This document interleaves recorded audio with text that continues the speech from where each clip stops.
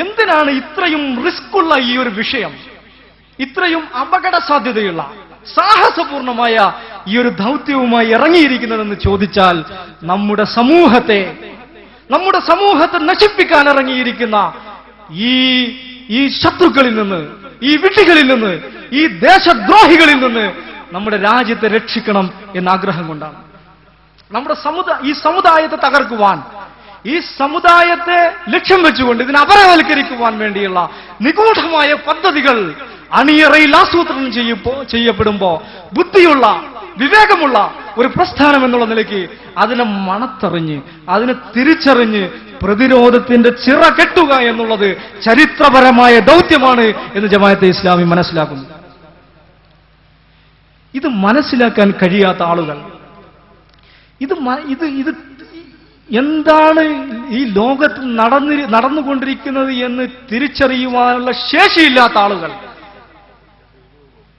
അവരാണ് ഈ കുമ്മനം രാജശേഖരനോടൊപ്പം ചേർന്ന്, മാതൃഭൂമിയോടൊപ്പം ചേർന്ന്, രമേശ് ചെന്നിത്തലയോടൊപ്പം ചേർന്ന്, മലയാള മനോരമയോടൊപ്പം ചേർന്ന് ചെണ്ട കൊട്ടുന്നവർ യാഥാർത്ഥ്യം മനസ്സിലാക്കാത്തവരാണ് എന്ന് നിങ്ങൾ അറിയണം.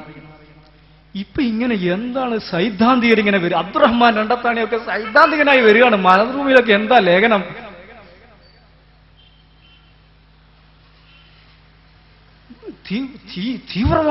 തീവ്രവാദവുമായി ബന്ധപ്പെട്ട് കാടിളക്കിയുള്ള പ്രചാരണം മാതൃഭൂമി നടത്തുമ്പോ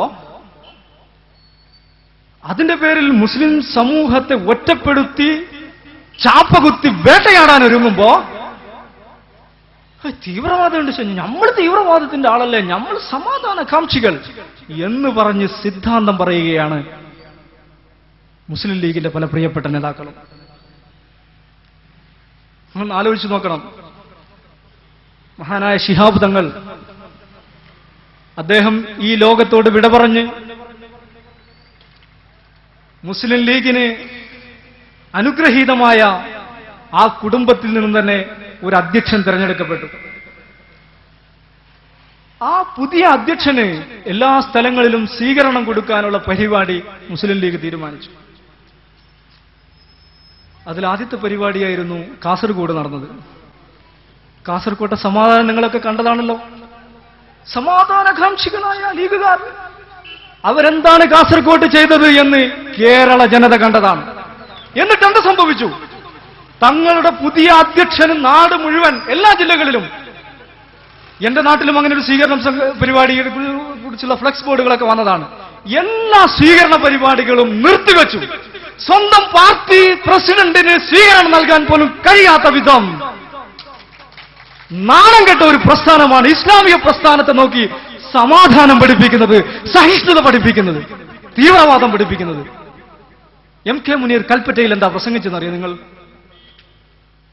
ഞാൻ ഈ പേരൊക്കെ പറയുന്നത് പേര് പറയേണ്ടടുത്ത് പേര് പറയണം എന്നുള്ളത് കൊണ്ട് തന്നെയാണ്. ഇതുപോലെയുള്ള ഒരു വേദിയിൽ പറയാൻ പറ്റുന്ന പേരുകളല്ലേ ഇത്. അന്താരാഷ്ട്ര ഇസ്ലാമിക ഭീകരവാദത്തിന്റെ കേന്ദ്രമാണ് കേരളം കേന്ദ്രമാകുന്നുണ്ടെങ്കിൽ അത് ലീഗിന് പങ്കില്ല എന്ന് പറഞ്ഞാൽ അതിന്റെ അർത്ഥം എന്താ? അന്താരാഷ്ട്ര ഇസ്ലാമിക ഭീകരവാദത്തിന്റെ കേന്ദ്രമാണ് കേരളം എന്ന് വരുത്തേണ്ടത് RSSന്റെ ആവശ്യമാണ്, പ്രവീൺ ഭായ് തൊഗാഡിയുടെ ആവശ്യമാണ്, കുമ്മനം രാജശേഖരന്റെ ആവശ്യമാണ്, CIA-യുടെ ആവശ്യമാണ്, മൊസാദിന്റെ ആവശ്യമാണ്, ജന്മഭൂമിയുടെ ആവശ്യമാണ്, മാതൃഭൂമിയുടെ ആവശ്യമാണ്, മലയാള മനോരമയുടെ ആവശ്യമാണ്. ആ ആവശ്യം നിർവഹിക്കുവാൻ CH മുഹമ്മദ് കോയയുടെ മകൻ MK മുനീർ എന്തിനാണ് ഏജൻസി പണിയെടുക്കുന്നത് എന്നാണ് ചോദിക്കുവാനുള്ളത്. ഒറ്റുകാരുടെ പണിയെടുത്താൽ ഒറ്റുകാരോട് ഈ സമുദായം എങ്ങനെയാണ് പെരുമാറിയത് എന്ന് മലപ്പുറത്തുള്ള ആളുകളോട് ഞാൻ പറഞ്ഞു തരേണ്ട ആവശ്യമില്ല. മീർ ജാഫർമാരെ ചരിത്രം എങ്ങനെയാണ് കൈകാര്യം ചെയ്തത് എന്ന് MK മുനീറിനോടും K ഷാജിയോടും ഞാൻ പറഞ്ഞു കൊടുക്കുന്നില്ല. ഉത്തരവാദപ്പെട്ട ആരെങ്കിലും ലീഗ് നേതൃത്വത്തിലുണ്ടെങ്കിൽ, വിവേകമുള്ള ആരെങ്കിലും ഉണ്ടെങ്കിൽ, വിവേകത്തോടുകൂടി, പ്രത്യുൽപ്പന്ന മതത്വത്തോടുകൂടി പ്രവർത്തിക്കേണ്ട സമയമാണിത്. മഅ്ദനിയോടുള്ള രാഷ്ട്രീയ അസത്യത വെച്ചിട്ട്, ജമാഅത്തെ ഇസ്ലാമിയോടുള്ള കെറവ് വെച്ചിട്ട് നമ്മുടെ നാടിനെ തകർക്കുവാനുള്ള, നമ്മുടെ സമുദായത്തെ ഒറ്റുകൊടുക്കാനുള്ള, സമുദായത്തെ മുഴുവൻ ഭീകരമുദ്ര ചവിട്ടി ജയിലിറക്കാനുള്ള ഈ ആസൂത്രിത പദ്ധതിയുടെ നടത്തിപ്പുകാരായി